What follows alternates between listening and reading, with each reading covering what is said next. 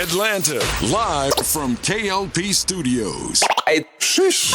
Ever wonder what went down behind the scenes of our top stories? Say what? Then tune into What Had Happened Was, the only radio station that takes you straight to the source. From coast to coast, tune in now as we dive deep into the stories, the drama, and the moments that shape the culture with The Swanky One, new K.L.P. and with your girl, Evelyn Letitia. live, Swanky 93.3 and the Heat 94.6 radio stations, or wherever you get your podcasts from.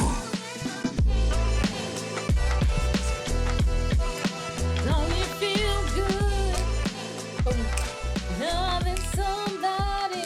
See if you remember Somebody your loves buttons. you back. Oh, I remember. It's Look, been too long. long as I can read, I'm good. Okay, that's that. That's that. No, like we never left. We never left, y'all. Oh, hold on. Let me turn it up because it was a little low. Okay, we here now. We here now.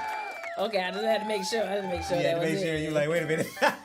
Woo! Y'all know what it is. Ladies and gentlemen. Ha! Boys and girls, What had happened was, we are back in the studio with the number one podcast, Number one. bringing y'all all the good news here and there. what had happened was, Commentary filled with life lessons and comedy. I'm your girl, one of your hosts, Evelyn Letitia, with my homies to my left, Kennedy, Lucas, Patterson, K.L.P. Boy, howdy. What? Yeah, I had to switch it up. You are now tuned into the brightest one in the land. You know what it is. what had happened Hey, was, ladies and gentlemen, boys and girls, boy, howdy. Yeah, buddy. Yeah. Ladies and gentlemen, boys and girls, welcome back to another exciting podcast here today. what had happened was, That is the name of the podcast. We are back. Mm-hmm. I know. Because a lot of people in the gym eat, hey, where the pod at? Thanksgiving, where the pod at? We've been booked and busy, ladies and gentlemen. Booked, busy, and blessed. Blessed and highly favored, too. I'm one of your podcast hosts, K.L.P. Kennedy Lucas. Boy, howdy. So I have to say boy, howdy, because like on my other show, I say boy, howdy a lot. Okay. That's like my new tagline. Yeah, So I'm about to say, you gonna have to explain that to me. I gotta, if you I was notice, just as shocked as y'all. I was like, what? we were, so I like it too, but we'll get to Thanksgiving, but Thanksgiving, my sister like, boy, howdy, kept looking at me, kept, clowning me, so that's my new thing. Yes. But to my right, Evelyn is back in the building, y'all. Like she never left. Like she never left. We've been booked and busy. Like I said, a lot of people have been asking us, hey, what a pod at? The followers, let me tell you something. The followers have been growing on Facebook and Instagram. Thank y'all so very much for that because we love it on those channels. Comment below, too, if you guys like the full show that gets streamed on Instagram. I think we've been doing that since, and people have been enjoying it because sometimes people don't, you'd be surprised, a lot of people don't catch it on like the audio platforms right then and there, but they're on Instagram and they can say, ooh, the show's on Instagram. Let's just go ahead and watch it on Instagram. Yeah. And we saw that, viewership is good. So if y'all like it, let us know because we'll continue doing it. And I know y'all like our lovely faces too. So The video podcast is now if it's audio, because maybe you're in the car, maybe you're listening to it in your car. You can't really, we don't encourage you watching the video if you're driving. But if you're listening to it, thank y'all. We thank y'all over there as well. Now, it's been a minute. It's been a minute, child. But you know what we got to do, and it's kind of part of our segment today. Uh-huh. What's been going on What with had you? happened What been was- happening? Well, first of all, let's start back at Thanksgiving. Yes. Thanksgiving, I went out. I was in North Carolina, Greensboro. Before I got to go up there, though, I had a gig. I worked with a theater company out of Charlotte, North Carolina, called Sigma Theatrical, and they bring imagination to different events, the stage, all kinds of stuff. So I've been working with them, I think, now since 2021. And so I had a gig where I got to be Mrs. Claus. Hey. And it was just a fun time. It was downtown Charlotte. I got to take pictures with all the kiddos, and I love it. And sometimes people, when they don't get what you do, they try to kind of downgrade it. Like, I get questions like, oh, you in movies and stuff, and you on TV. Why you doing this little stuff like this, like dressing up like characters? And I was like, one, the type of work that I do when it comes to those events is improv. Yes. there is no script for me. So all of my interactions are very authentic, and I get to use my imagination with the kids and the families. It's also very therapeutic for me, right? I get to give this high energy spirited part of me to others who may need their spirits uplifted for the holiday season, regardless of what holiday you celebrate or if you don't celebrate at all. You know, Christmas and this time of year, to see the lights and the giving and all that kind of stuff, especially around Thanksgiving, it's something to want to be a part of. And I get to give that to kids. I get to give that to the little kid and adults that has not been healed. You'll be surprised at how many adults come up to me. Oh, Mrs. Claus, can I please take a picture? I'm like, absolutely, right? That's you know, cute. So it was fun. But I did that gig. Then drove over to Greensboro. My two big sisters, I've met them about 10 years ago now. And their families have kind of adopted me into their families. So I'm like little sis. Yeah. And like even though when we joke about this sometimes, they're old enough to be my sisters, but also old enough to be my moms. but we stay in the big sis, little sis role, right? Yeah. Because I think if we ever was a switch in that kind of mom, it would be weird because I've shared so much. Yes. I'm like, yeah. Like, I've shared so much deep, very intimate, personal stuff that I probably wouldn't share with a mom type thing. I'm like that too. Like, yeah, mom, I ain't telling you. But You don't need to know everything, right? But their families have invited me in, and I've actually. We thought about it. It was like, this is the third or fourth Thanksgiving because I really haven't been going home, my hometown for Thanksgiving in some years now. In fact, when they asked me, it was like, you coming to Thanksgiving, right? I was like, well, I didn't want to intrude. It's like, girl, you know darn well, we expect you now. Like, and so I got to go and I enjoyed their family. We ate. The food was so good. I bet it was. I think I made a story. I posted on my story or something. I said, y'all ever ate food and it tastes so good you just want to cry? Yes. Like, I could taste you know how when you were little and you would watch movies and say, oh, this food was made with love. You're like, there, like just capping and lying. But as an adult, when you truly are tuned in to your soul and your spirit and your peace and this positive energy, I could taste the love. Like, and I got to witness, be a part of them in the kitchen, cooking, and so I'm like, I could taste that in every bite. Yeah. And that was so good. I enjoyed myself. Yeah. I enjoyed a lot of desserts. Sweet potato pie. That was sweet potato pie. You know what? Looking back, I didn't even eat any desserts on Thanksgiving. Really? I ate dessert the next day. Like we had sweet potato pie, everything. It's just by the time I ate, and me on my fitness journey, I eat enough to make sure my body is getting the nutrients it needs for energy and to use as fuel. Yeah. But I've also now very disciplined. Like once I'm full, you don't push past that. Right. Just because it's there. Yeah. Like the old me be like, girl, there's no more room to put food in my stomach. But I gotta have a piece of pie. Just shift it over. And then you can be miserable the rest of the day because you can't move. And you feel like you want everything back up. Right. So no, I actually ate stuff the next day. Like I had a piece of cake. Because my homegirl, my sister, she made pound cake. Oh, it was so good. And then some sweet potato pie. It was so good. Yeah. But yeah, it was lots of fun. And I told them, I said, I'm trying to cry. And they've been through some things this year. They had several family members that they've lost back to back to back to back. Sorry to hear that, yeah. So it got a little emotional at times. But I let them know I appreciate them for always being open to me, them and their family. Yeah.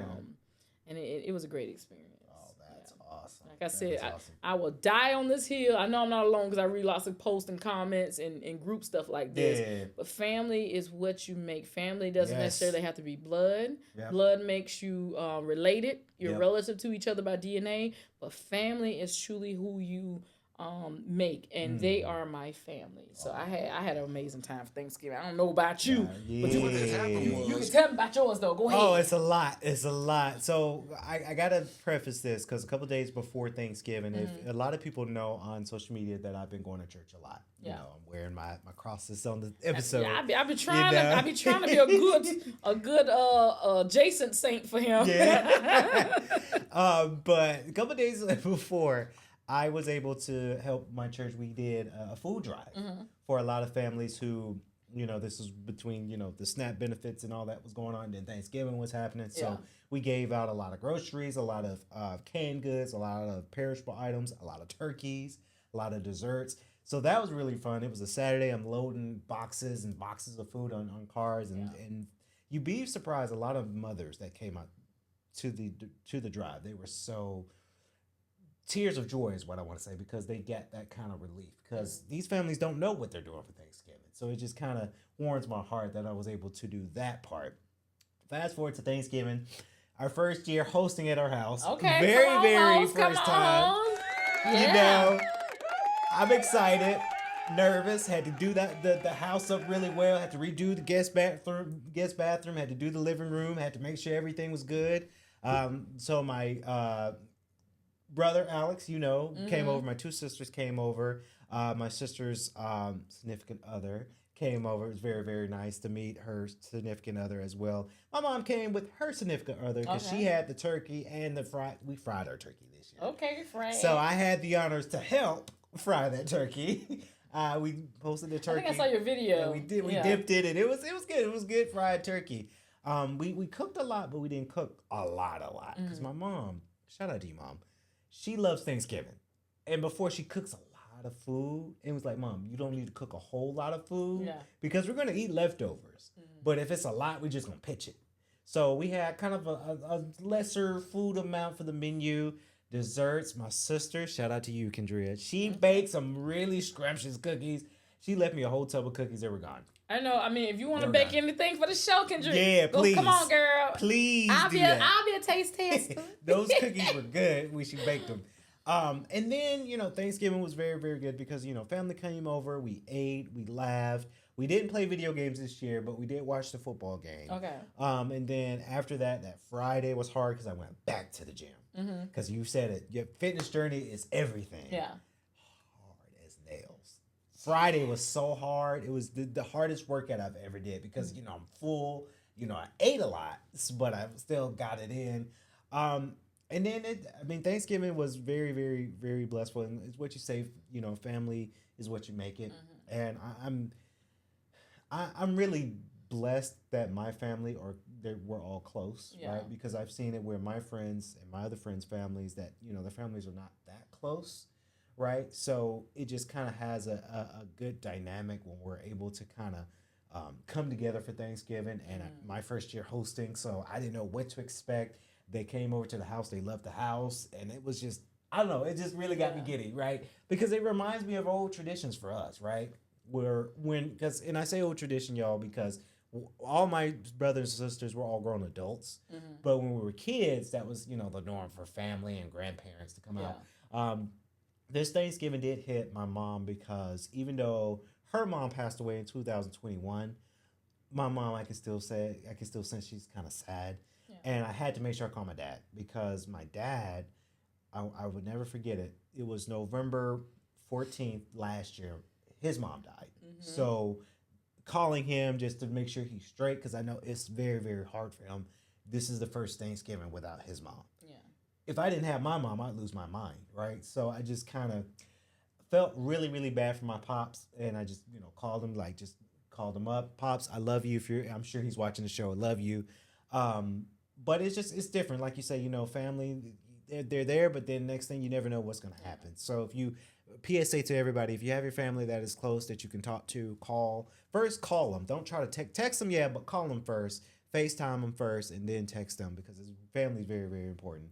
And the thing about grief is also there's a grief cycle, and the amount of time you spend in each part of that cycle, there's no definitive time frame. True. And you may be going, the reason it's called a cycle and it's in a circle and not linear because you could be down here, but then you back here. Right. You regress, so it's like you try to stay in one place and a long time. Hopefully you come to that acceptance, but you never know when it's going to hit you. It could be 20 years from now, and one day a smell, a taste just takes you back to that person. So give yourself grace is what I'm trying to say. If you find yourself grieving over someone, whether it was recent or if you're like, oh, that was so long ago. Why am I crying? Give yourself grace because grief does not have a respect of time. It does not. So. Yeah. But yeah, that Thanksgiving was good. Hopefully I said let's host again next year, but it was like it's a lot of work, so I don't know. I don't know if my mom wants to do something different next year. We'll wait and see, but that's gonna be for next year. Well, you said one thing too in there. You talked about football, and so when we came back from Greensboro that Saturday, Thanksgiving that tends to be like the last week in college, football, and that's usually the in-state rivals. Yep. So my Clemson Tigers played them, USC Gamecocks. Down in Columbia. And so my same two big sisters, when we came back from Greensboro, we all had a watch party at their house, in South Carolina. And I was by myself as the only lone, Clemson fan and alumni. And then I had three more show up. Yeah. But so the house was very divided. Baby, when we started spanking that behind, I said, ooh, wait. I said, it's kind of quiet. I said, the chickens are quiet in the coop. Did you say that? I was trolling the hell out of them. Oh, no. I was like, that's funny, though. I was like, the chickens are so quiet in the coop. I said, they ain't clucking. They ain't flapping no feathers, nothing. It was so much fun. That's awesome. So Clemson won. Shout out to the Clemson Tigers. Shout out Clemson. So next year, the in-state rival game will be at Clemson. Yeah. And like my homegirl pointed out, for the last few years, it's kind of been like we go to their home and we beat them in their house. And then they would come to our home, we beat them. They beat us in our house. Right. So hopefully they'll come to our house and we'll beat them next year. Yeah. Doesn't matter though. The even though it's an in-state rivalry, I don't care what you say, Gamecocks. Yeah. The record we still hold. Y'all have no national championships. We got 3. You still repping. Yeah, I love it. Even I love it. The amount of games won in the streak, I think we have 7 wins that we've beaten them in a row. They're not near that. And even in the whole rivalry since its start, we hold the winning title when it comes to wins versus losses against them. That's dope. But anytime they're not playing us, I don't mind pulling for the Gamecocks because they do represent our state, and especially the Lady Gamecocks basketball, I'm gonna pull for them all the time. But speaking of what happened? Talking about football and Thanksgiving. So, Trayvon Boykin. Oh, what'd he do? He's a football player. He's a former teammate of Russell Wilson. Decides that on a podcast, he decides to talk about Russell Wilson, and this time that he was invited to Russell's house for Thanksgiving. Yeah. So you were invited to Russell Wilson's house with him and his family for Thanksgiving. I bet that's a big Thanksgiving. And he has some things to say. So let me play parts of this clip here. Because I felt the same way about Russell. So how was that, man? What you said. I know that was old, but still, how was that, man? Bro was. I know he was. He was cool. Like, bro was cool. Yeah. But he was weird. Like, to the point to where, like the whole phone call situation. Like, I never had his phone number. Like, when I used to call, he used to make, like, some little weird noise or whatever. I went to his house for Thanksgiving. The weirdest feel, like, he catered. So, no, like, bro, I come from a traditional country-ass black family. We doing that. If I got as much money as Russell Wilson, my whole family would talk about me so bad if I ain't fly everybody out there for Thanksgiving. And I'm sponsored by an airline. Yeah. Maybe he's not close to his family. And maybe he not. But his mama wasn't there. Sisters wasn't there. You know what I'm saying? Like, and even though, like, it's still weird to me. I'm just still, even if you don't fool with your family, like, it still weird to me on Thanksgiving. My family gonna do the food. This is what we gonna. If you the one with the money, we coming to your house. You know what I'm saying? Like, let me that part. This is what we gonna do. So to get over there and catch Russell Wilson, like, him is literally him, Sierra Daddy, me, Noonie, Baby Future, the chef, and 2 nannies. And 3 dogs. And Baby Future at that time was bad as hell. hey, Baby Future, what you think? You know, everybody going around the room saying what they thankful for and shit. Like, Baby Future, what you thankful for? Oh, just thankful for. I think he said something about, like, I mean, he was a kid though. You know what I'm saying? Like, he was a kid. I think he a lot better than that. But at that time, like, bro was just, he knew, like, I think he understood it. Like, he knew he was just spoiled, just bad. You feel me? Like, who his daddy was, who his mama was, who he hanging around. Like, he started to understand. And so in that case, like, But then I leave Russ' crib, go to Earl Thomas' crib. So he making his rounds, ain't he? What? Look, so here's the thing. First of all, I feel like he got on this podcast and you going into all this detail. You need to know when someone is asking you a question. And I'm not saying that the podcast host asked him or start talking about this to try to set him up, but you got to have enough self-awareness to know when things shouldn't be on topic for you. Yeah. Right? They asked this question, I started talking about, you open the door, you turned into a chatty patty. Yeah. Just started chatting, right? And I feel like some of this was done for clout. And right now, there is so much people that like to bash Russell Wilson. And when I say people, i.e. a lot of men. Not all men, but a lot of men. I have yet to see women be going in on Russell Wilson like I see all these men that be in comments, oh, he a simp. Oh, she don't really want it. She want Future, but she settled for him. I see a lot of hate from other men, right? So I feel like he went on this rant of talking about Russell Wilson thinking, oh, I'm going to jump on this bandwagon of Russell Wilson hate, and I'm going to have a bunch of people on my side. Yeah. What he didn't count on. That they drug the hell out of him. I mean, when I tell you them comments was going in, even the comments that you would usually see from men that are calling Russell Wilson a simp and all this kind of stuff, they went in on him. Like, how dare you? Yeah. This man opens his house to you. Yes, and I bet it's a gigantic house. and you come in there and take what you see and you try to paint this picture that you don't even know nothing about. And first of all, you going on about, why he ain't with why his family ain't here, why you ain't with your family? If your family is so tight and they got it so together. He said country A-word family. Why are you at Russell Wilson's house in the first place, let alone why did you accept the invitation? If your family meant that much to me, how you trying to make it seem like Russell Wilson's family don't mean anything to him, then why did you say, nah, bro, thank you for, the invitation. I'm going to be with my family, but hey, what about this weekend? I'll, pop over, whatever. Like, if it was that important to you, why wasn't that the case then? Yeah. And it's just like, bruh, this man opened his house to you. I think that part's kind of rude. Like, I've been to a lot of friends' houses, and majority of my friends have some very clean houses. But I've been over to some friends' houses that didn't really be up to par. But you don't see me going around saying, oh, their house is gross, their house is nasty, right? Because that's just kind of rude, right? If I'm opening my home to anybody, I would hope that people don't talk smack about what I have in my house and how my house is formed. And it could have been a case where maybe Russell Wilson's family had other arrangements. Maybe he might be traveling outside the country, because a lot of families do that. They go on vacation for Thanksgiving. And maybe Russell Wilson said, hey, it's me. I got me and the kids, me and Cece. She's coming out, her awesome album. We just want to chill at the house and do something very simple, but we want to invite a friend over, right? Yeah. So to piggyback off your point, you don't know what the Wilsons' family dynamic could be. They could have been traveling, right? And then you also attacked Russell Wilson's personality. You called this man weird. Yeah.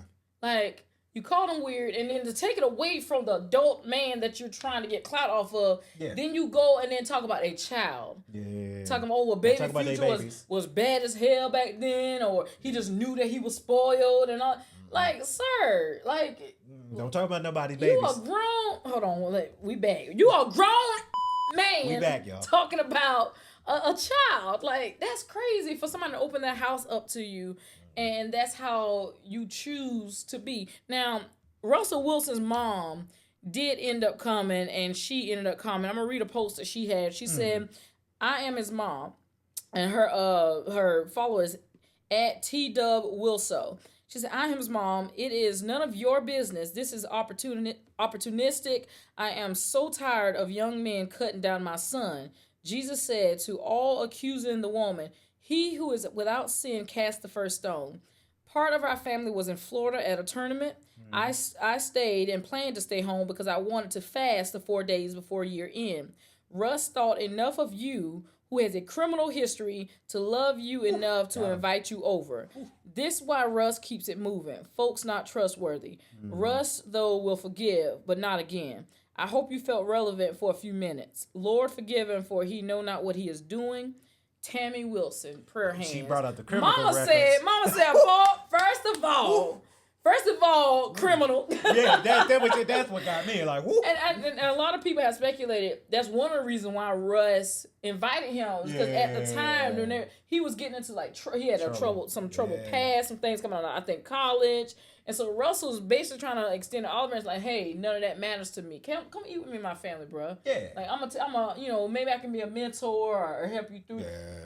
I wouldn't do it. I remember 2015, and, I told my parents about this. 2015, where my folks were, everywhere. Mm-hmm. A gentleman by the name of Matt Mahoney, shout out to you, Matt, if you're watching, he invited me to his home on that Thanksgiving year. Very, very fantastic. It was him, Lil Macy at the time. Now they got like 3 other girls.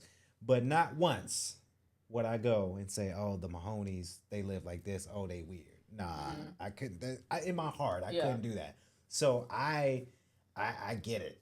Yeah. Never again Russell Wilson should invite him over again. If he's going to talk schmack about the family dynamic, how they had Thanksgiving. Oh, never again. And you got to be very open. Because even the way he was talking about, he's like, the only people there were him and Sierra and then his chef, even his 3 dogs. It's like you can hear some jealousy in there. And then you got to be very careful about who you invite into your home. Because there's some people that come in your home, the thing that they're doing as soon as they walk across that threshold is they're trying to add up. They're analyzing. They're trying to see how much that costs. So they can run back and tell this and that.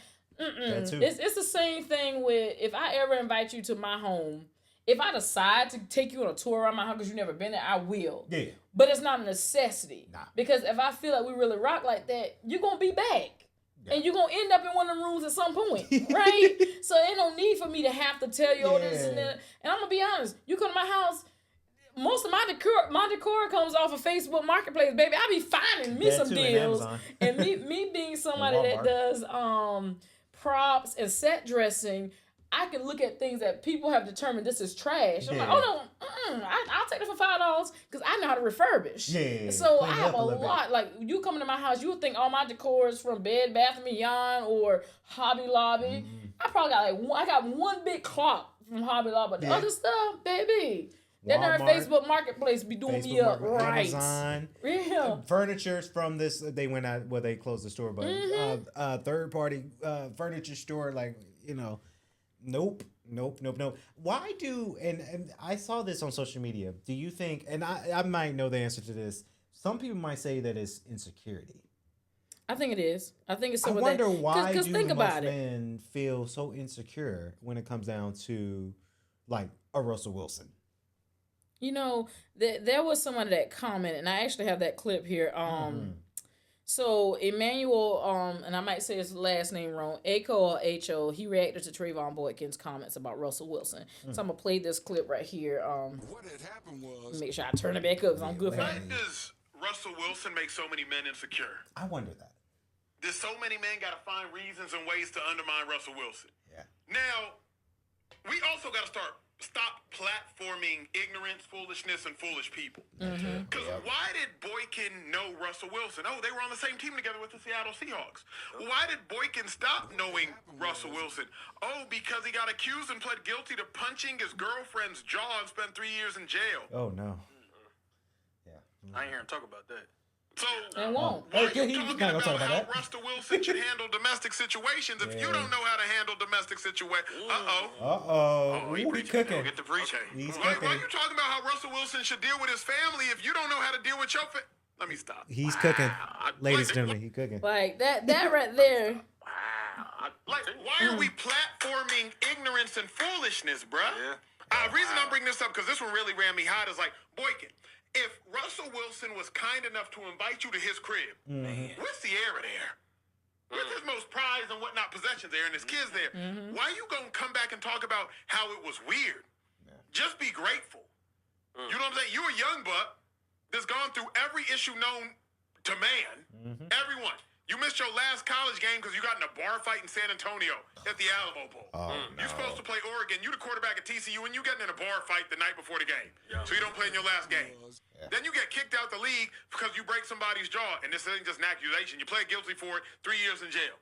And now you want to come out and speak on Russell Wilson and how he should handle domestic situations with his family? Make it make sense, bro. Make it make sense. It really...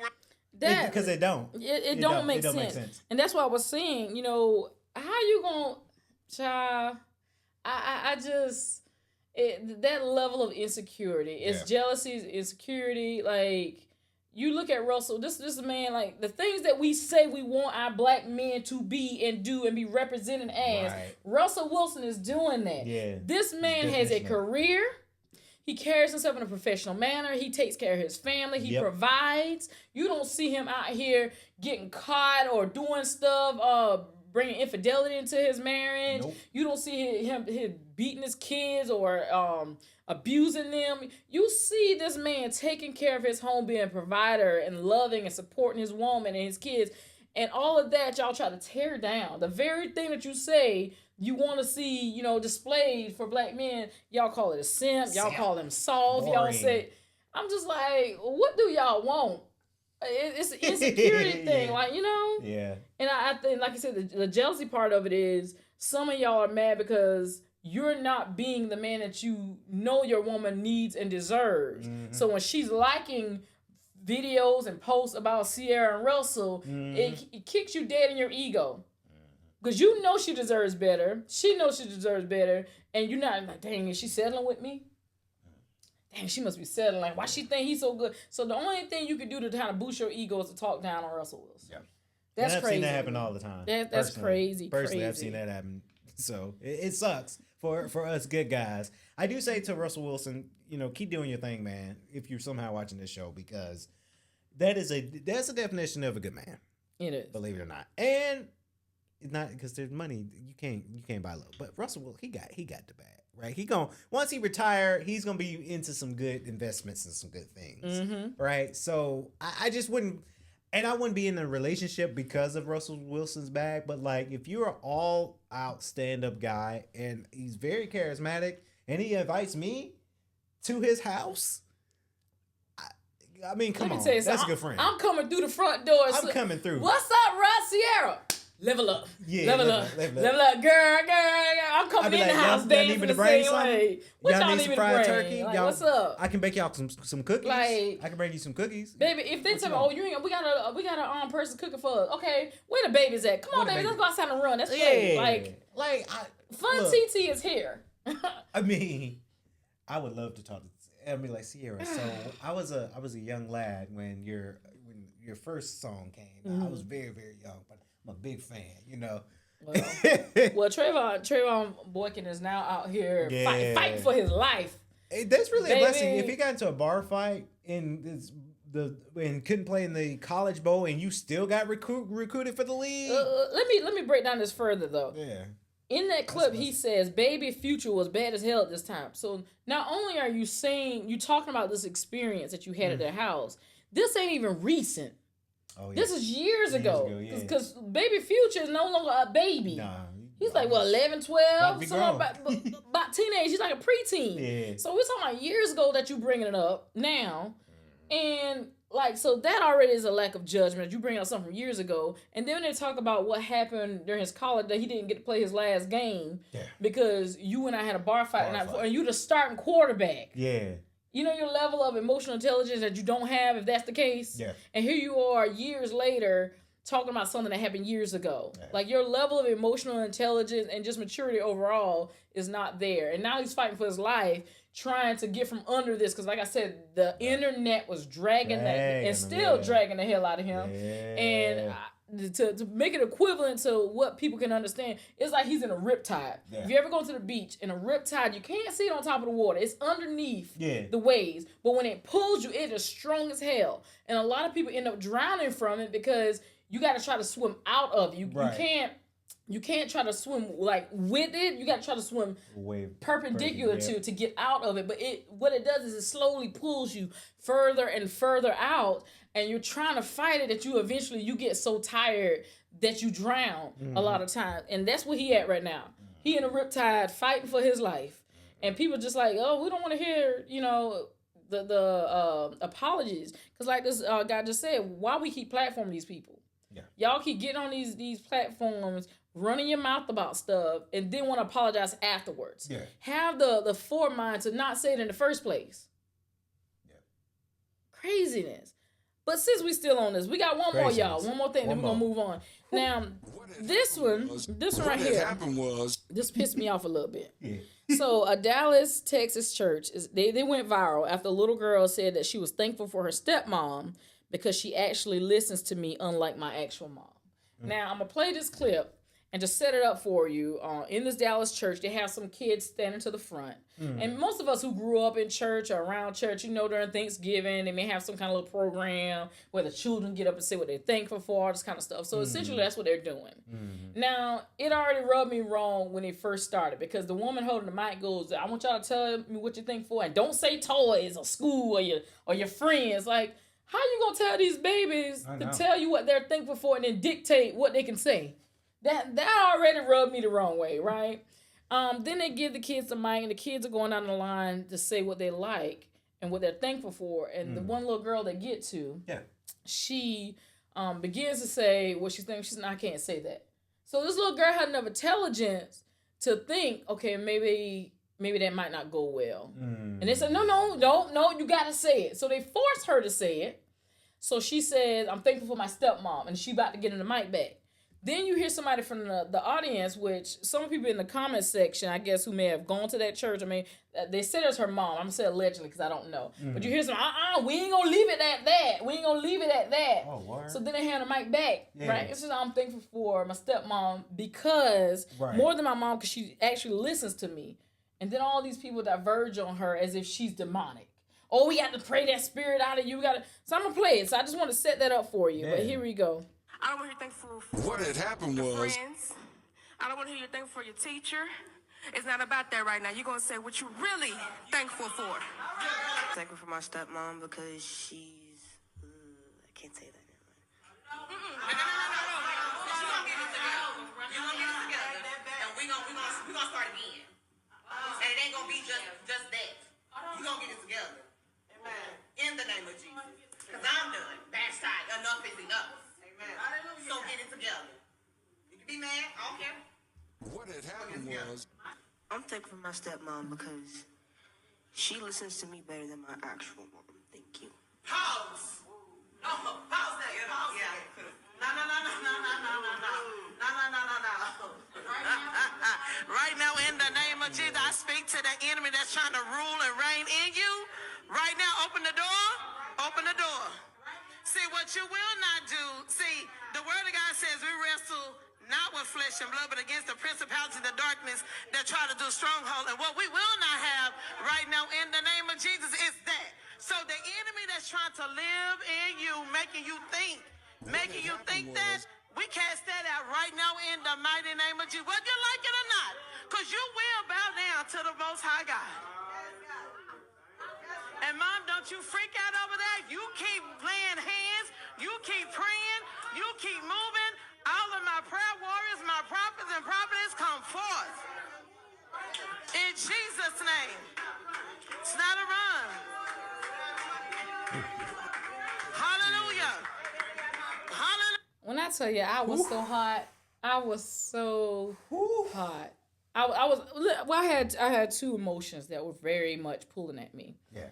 One emotion was I was on fire. I wanted to come through the screen and punch somebody. I wanted to lay hands on them. The way they was coming up trying to they was laying hands on this baby, telling we cast this out and we removed that demonic spirit. I wanted to lay hands on them.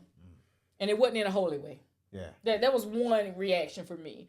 My other reaction was I wanted to come to that screen and just pull that little girl and hug her. Yeah. I wanted to hug her and let her know that her feelings are valid. Valid, very. That there is no evil spirit in her. Nope. And that what she said, I believe every bit of what she said, because in that very moment, all of them in the church are proving to her exactly what she said. None of them were listening to her. Yeah. None of them. Yeah. And there's no telling. And just if you get to watch that clip, I got this off of Tone Hollywood's page, that clip, but it's pretty much everywhere. You just look up Dallas, Texas church, little girl goes viral. Yeah. If you look at her demeanor, she looks defeated. She looks depressed. You could hear and even after she gives the mic back and we gonna cast it out, you immediately see her get even more, her shoulders drop even more, her head drops. Imagine what this little girl may be already going through at home. Just imagine, yeah. that she has nobody she can talk to. Her stepmom is the only safe place that she has. The only safe place she has. And now because she said this in church, I can almost guarantee you that they're going to try to force a separation between her and her stepmom. Yeah, I feel that coming. And she sounded very, very young too. And I know, but I won't go there. But I've seen a lot of our friends who parents that split at a very young age. It affects them more than it does children who are grown up. Yeah. Like if you're a child, of course, with your parents, but you're all grown and they say we're separated, it don't hurt as much because we're grown. And a lot of times, by that time, you can't manipulate the adult one way or the other. But kids, unless both parents have a, how should I say this, positive separation, and they're effectively co-parenting in a healthy way, that's one thing. But when you don't have that, and one or both of the parents are putting bitterness into that child and saying things about the other parent, that puts that child in the middle. And from this, I guarantee that's what's going on behind closed doors, right? So I've seen it up close and personal. I was the child that adults would be like, they would ask you a certain question, and when you tell them the truth, because it wasn't the truth they wanted to hear, oh, no, that ain't right. You got to do that over.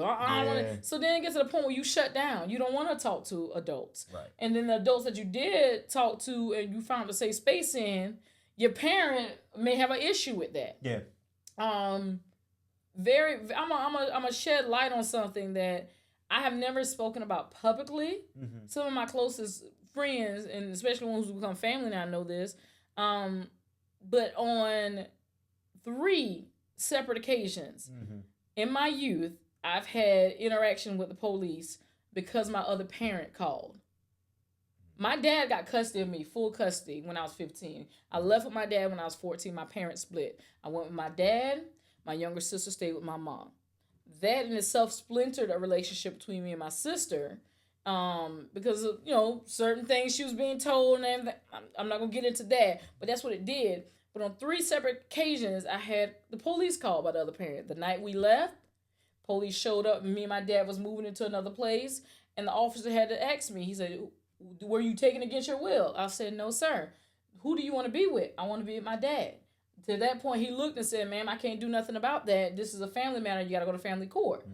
Then my dad fought like hell for the next 2 years or a year and a half trying to get custody, which he eventually did. But during that time, there was another time where I had to go back and forth every other weekend. Mm-hmm. Me and my sister, we had to, split time with both parents every other weekend. And one weekend I was over there.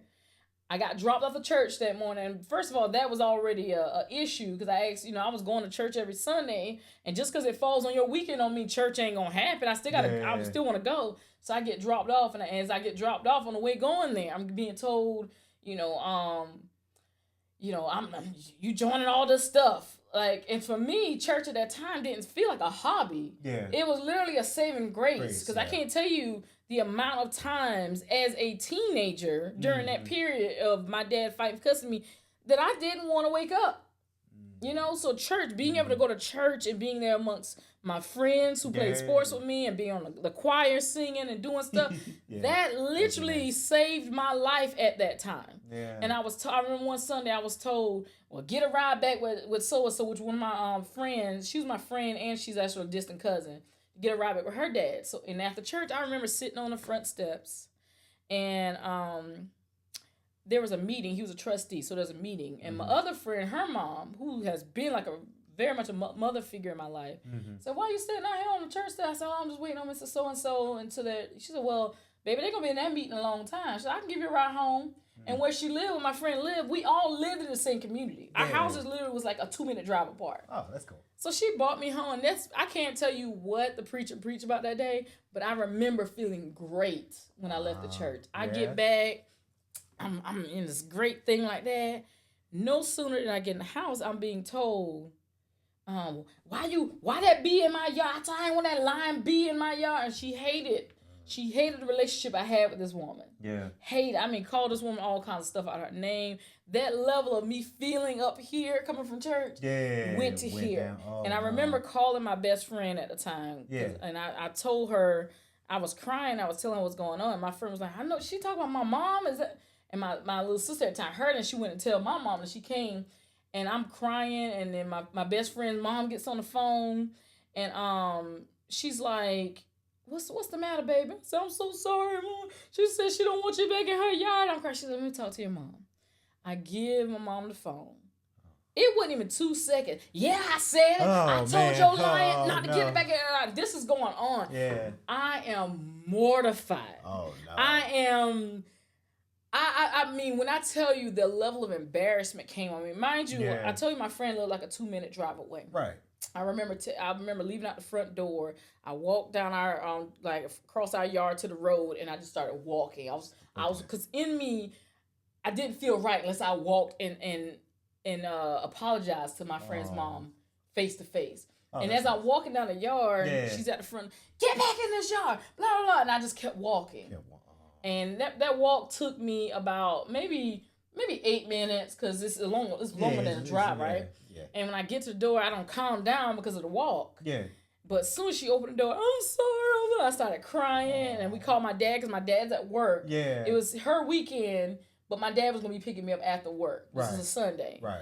And all I know is I'm at their house maybe all of 10, 15 minutes of that. Yeah. And the phone rings, and there is, I hear my best friend, her brother go, Mom, should I let him know that she's here? And she said, let me speak to him. And when I didn't know, it was the police calling to check if I was there. Yeah. And so she did. And the police came. Yeah. And I remember my best friend, her mom, her brother, and some of their other family, and some more church people were at the house. And the police came. Oh, no. And they were like, we're going to have to escort you back to your mom, right? And they told me to get in the back of this car. And when people see these videos of people who take off running from the cops, and they're like, well, why you ran if you innocent? We live in the country, so where their house was, most of us had acres. Yeah. Something in me told me to run. Like, everything in my being told me to take off to the woods. Yeah. I've never been in trouble with the law. Yeah. This is my second interaction with the law. Yeah. Right? Something said to take off running, but at the same time, my feet felt like cement. It's almost like when you're in that dream and you're trying to run from danger, but you running as fast as you can, but your feet are just like cement blocks. That's how it felt. And here I am. I got to get in the back of this police car in front of all these people. Yeah. Some more embarrassment. Then I go back to the house. I'd be mortified. I go back to the house. She don't tell the police this whole story about what happened. It was not true. And they asked me, so what happened? Because they didn't talk. And that's the thing. The police never said anything to me in the car. Yeah, they just took me back. And when we got there, it was, okay, so now tell me what happened. And so she's going through. I said, that is not she's lied. And she didn't tell them that she cussed the woman out. That instead of her coming to pick me up from church, she told me to catch a ride, blah, blah. And the mental capacity that I had, I just felt like, why am I here? Right? Because after all of that, maybe an hour later, because my dad told me, he was like, hey, when you get back over there, just go in the room, stay. I'll be there as soon as I get off work. After all that, you don't call the police on me. I done been embarrassed twice today. You come and open the door. You want something to eat? Damn, almost. that was the second time. But when I tell that story, even now, if I have any family members who decide to watch this episode and they hear this story, they're going to be like, why are you telling family? It's my experience and story to tell, and I'm going to tell it. I no longer give any about your feelings, about, oh, that's your... I'm not going to be silent. Yeah. Because when I look at videos of what this little girl just got put through in this church, I know what she probably going through at home. Because I've been that. Third time, I was at my grandmother's house on my dad's weekend, mind you. Yeah. She came late at night, like 8 or 9 at night. And I was already in bed because I had school the next morning. And I heard when she came to the back door, and my dad's brother, my uncle, my dad's older brother was like, she here, and she wanted to come to the house to check to see if I was actually in the bed. Right? Any other time prior to that, anytime you wanted to go clubbing or you drop me and my sister off wherever, you come and get us when you, right? Yeah. Ain't never had no problem for it. You gonna drop us off at my grandma's house? The same grandma's house that I was at. Yeah. You never had no problem with us staying there and, your dad'll get y'all when you get off work. Never. But now because I'm going through this custody battle, right? you're trying to find some way to trip my dad up so he can't get full custody, right? Yep. So my uncle's like, no, you're not coming in here. She left, and I remember my uncle leaving like around 10 something, and he told my grandma, she come like lock the house up, don't let her in. She come back, but she did come back, and this time she came back with an officer. Now, allegedly, this particular officer and her were having relationships. Allegedly, I still remember who this officer is to this day. Hey. And it's about 11 something at night. Yeah. I hear the door. Knocks on her door, and my grandma go open the door, and I hear them talk to my grandma, asking about was I there. And my grandma said, "Yeah, she here, she sleep." I'm thinking that's gonna be enough. No, they come into the room, cut the light on. She's standing there. This officer standing there. Grandma's standing there, and I'm like, I'm half asleep, but I'm like, rub my eye, like, what you doing? I just making sure you here. I said, did my uncle and my grandma told y'all I was here? And this officer cuts in. Hey, don't talk to your mama like that. The one that she was allegedly. Well, I would have been like, excuse me? Who are The you? one that she was allegedly, and like. Ooh, don't let me be. It felt, because again, at this point in time, I already don't been in the back of a police car. Yeah. This is the third time I've had an interaction with the police. Oh, wow. Of me just trying to exist. And because you bitter. Yeah. And you're trying to fight my dad to get custody of us, which I thought would be great, because now my sister stayed with her. So you only got one child to really care for, because you used to dropping us off wherever anyway when my dad's working so you can go out. Now you got one last child, but but the bitterness and ego and pride wouldn't let you let up. Yeah. So when I saw this, I was infuriated. It was a cop. Don't talk to your mom. Like, who are you? He was like, don't talk to. He said, like, I'm still kind of infuriated because I just want to hug this little girl. Yeah. I know. Because I know. I know. Now, I haven't been through your story, but imagine, with my parents split, it was, so my two sisters, they went off to college, but it was me and my little brother, little sibling, and it was, that was a battle because, it got messy. Sorry, Mom and Dad, but you guys know, it got messy. So, and then I'm glad that when we went through our parents splitting, we were teenagers getting ready for more like college. But I tell you, because they know that college wasn't the smoothest ride. When you go to college, your parents send you off, give you some money, take you shopping, and give you the whole experience. But we didn't. Yeah. We didn't quite have that with me and my little siblings. So when I see that story, I semi-know because we were a little bit older, but I just to know where that little girl is coming from, and just in that video, the sadness. Yeah. And now hearing your story, this is my first time hearing this story, ladies and gentlemen. That's the first time I've said that story on a public platform. Will it be the last time? Probably not. Yeah. The thing about my life is there's been so many experiences that I've had that have shaped me, but also experiences I could tell people about to help them get through whatever they think they may not be able to come through. I can say, you know what, in the midst of whatever you're going through, it always seems that that's the worst thing that you're ever going to go through. Yeah. And it may be at that point in time, may not be, right? Right. But there's a way to get over it. Like, there's days, even some of those mentors, like my friend's mom, like I told you, who has stood in that gap as a mother figure for me. There's plenty of times she told me, Evelyn, I know it's bad, but every day, take a little bit of time. She said, by the time you look back, you will be further and further and further removed from this. And like, there was days I didn't think I was going to survive. And then looking back, I'm like, oh my God, the stuff I've made it through. We came far. And for a long time, I wouldn't talk about any of these experiences. Yeah. One, because it's like this double mind. Yes, they're my experience, but at the same time, you be like, oh, well, I don't want to bring up family stuff. Because anytime I bring up certain things, people think, oh, well, you only bringing this up because you're bitter or you hate your mom. Or I don't. Yeah. I don't hate her. Do I deal with her? Absolutely not. I don't hate her. Yeah. I'm not bitter, but I also know I'm not unique in what I've went through. Because if I was, there wouldn't be whole Facebook discussion groups with mothers and daughters relationships. There wouldn't be Facebook discussion groups about no contact and narcissism and stuff. Oprah just did a round table kind of thing with people and talking about this no contact thing, how people are going no contact with their family. Yeah. Some people have been that way for years already, right? Yeah. I definitely have had no contact with a lot of family members over the years.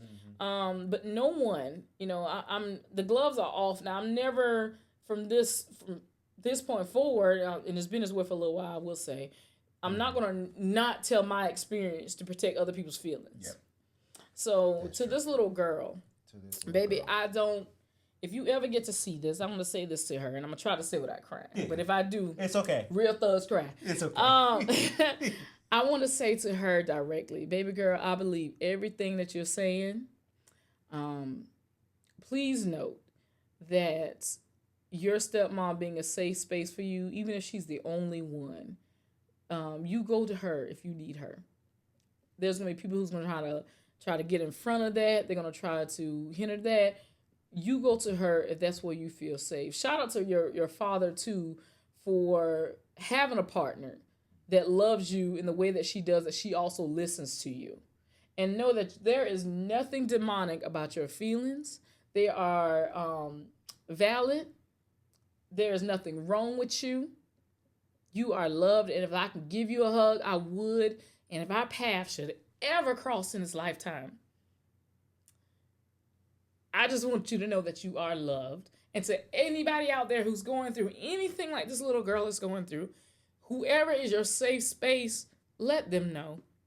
Let them know. Because I feel bad because I know the repercussions she's probably facing because of that.